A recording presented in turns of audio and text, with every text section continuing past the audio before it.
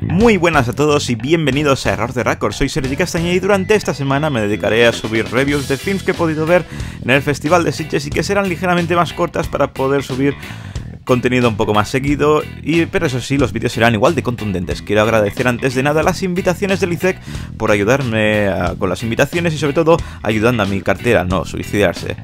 Bien, la película que os comento hoy es Zero, es un cortometraje de David Victory que ganó un festival de cortos de YouTube y que el premio era rodar un corto producido por dos grandes de la industria como son Ridley Scott y Michael Fassbender, y producto de esa victoria es este cortometraje.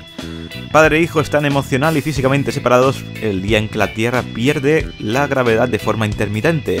El niño deambula obsesionado con el reciente fallecimiento de su madre y el padre pues trata de encontrarle.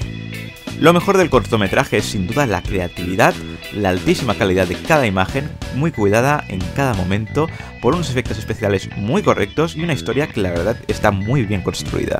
Las interpretaciones son bastante correctas y la verdad es que en general el producto es bastante bueno.